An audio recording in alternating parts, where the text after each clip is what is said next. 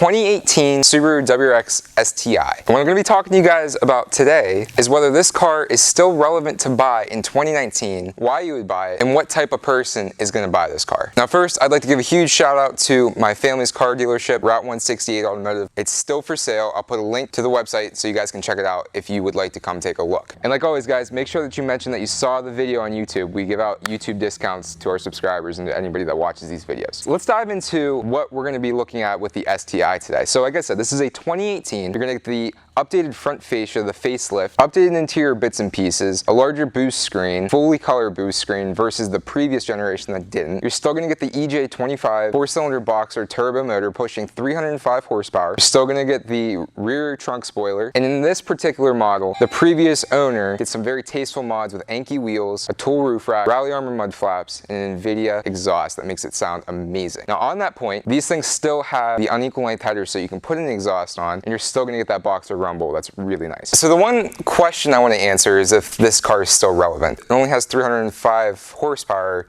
and you can buy a Toyota Camry V6 that has more than that. And I want to talk about who this car is actually for and why it is so appealing to a particular crowd and the people that like to enjoy sports cars all year round. So like you guys already know, Subarus have all-wheel drive, symmetrical all-wheel drive. And for us that live here in Pennsylvania and many parts in the country that actually have 4 seasons and experience winter, it's very nice to be able to have a sports car that you can enjoy all year long versus buying something rear-wheel drive that you can only drive during the spring and summer. So one of my favorite parts about the STI is this giant spoiler that says, I'm driving an STI, this isn't just a WRX, unless you're putting STI spoilers on WRXs, you know who you are. But even just driving the car and looking in the rearview mirror and seeing this, it's exciting. The excitement of this car is what I really want to talk about. So if you guys have been following the channel and you know who I am, you know that I have a 2017 Mark 7 GTI. And I also have a turbo Honda S2000. And the thing about this 2018 WRX STI, I personally believe that this car is more exciting in every single way other than speed and power of my GTI. And that this checks all the boxes of being fun, aggressive looking, flashy. That's something you're into. It might not be if you're into the Mark 7, something a little bit more classy, but you get, like I said, the hood scoop. You get the front fascia that is way more aggressive. You get the big wing in the back, the interior, the steering wheel. Let's take a look on the inside and let me tell you guys exactly what I mean. So when you jump in the 2018 WRX STI, the first thing you're going to notice is this super notchy, flat bottom, 10-2 grip steering wheel that with perforated leather, red stitching, all these different buttons and controls for your radio. This cockpit, the feeling that you get in this car, in my opinion, is so much more fun in so many more ways than a lot of other cars in the market, specifically like the GTI. Now, I know I'm going to get a lot of haters out there saying, oh, but it's not this and it's not that. The experience that you get in this car is just something you don't get in a GTI or even in a Golf R. There's nothing else like this on the market that is as raw and bare bones and driver oriented, in my opinion, than the STI. Now, when you guys take a look in here, you're still going to get a very nice touchscreen. You're going to get piano black finishing. The 2018 added this padding along the shifting tunnel so that when your knees are up against it, it's not nearly as rough. Another thing great about the STI is you get the ability to choose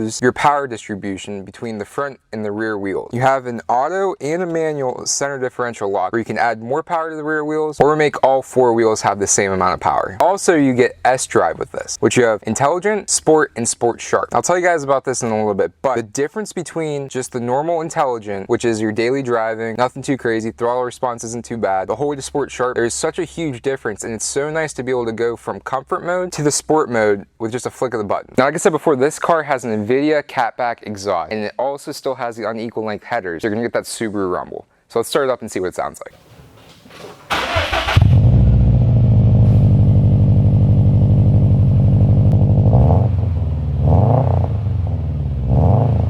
So guys, in my opinion, a Subaru isn't a Subaru unless it sounds like that, and that just sounds amazing. Every time I jump in this thing and I drive it, hearing that boxer rumble, it just brings me back to what an STI is supposed to be and why this car is so special. You don't get that sound from anything else other than a Subaru with unequal length headers. Let's get to the most exciting part of the video and let's go for a drive and see what this thing's all about. All right, so we're gonna take this car for a little bit of a test drive.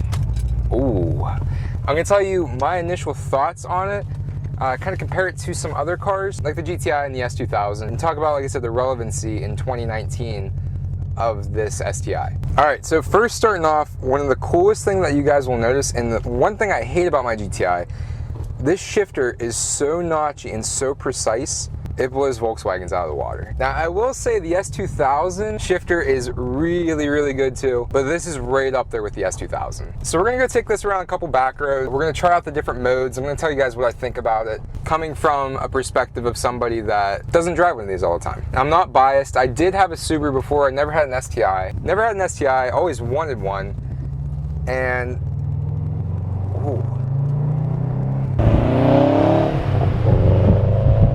So guys, we're right in the intelligent mode, which means we're just in comfort mode. Throttle response is good, it's not too jerky, it's not bad. Something that's really cool with these cars is you have a mile per gallon gauge that's gonna tell you how well you're doing on gas, because obviously these things don't get very good gas much, but people that are in the market for these usually don't care about that.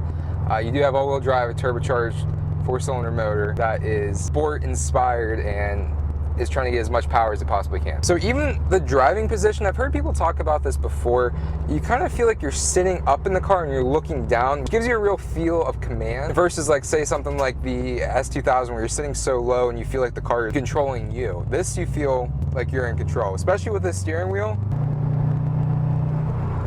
You can hear that exhaust in the background freaking rumbling. It always puts a smile on my face to drive this car. Now, I'm in 5th gear right now, and I'm gonna switch from intelligent to sport. And we're gonna see if you guys can hear it different. All right, so right now we're in sport. This is like your middle of the ground, still comfortable, but a little bit more sporty. A little bit different in tone in the exhaust, as you guys could hear there. Man, I got a real hot dog on my butt. Got a GMC Acadia. So, steering weight, the steering feel in this car is amazing. It's just right. It's not too heavy. It's not too light. Subaru really did this well with the steering feel in this car. Now you can definitely feel the all-wheel drive going around turns, and it just wants to stick to the road. Now something that you might be concerned about with these cars is a rough ride. This car has stock suspension so far. Coming from somebody that drives a GTI, this is not bad at all.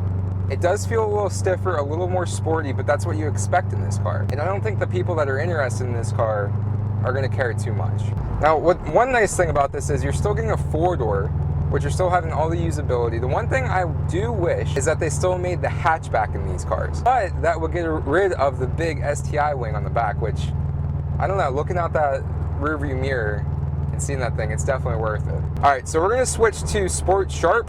I'm gonna keep the gas right where it's at. Let's go to like 3rd. I'm gonna keep the gas right where it's at and go to Sport Sharp. See if you guys can hear a difference.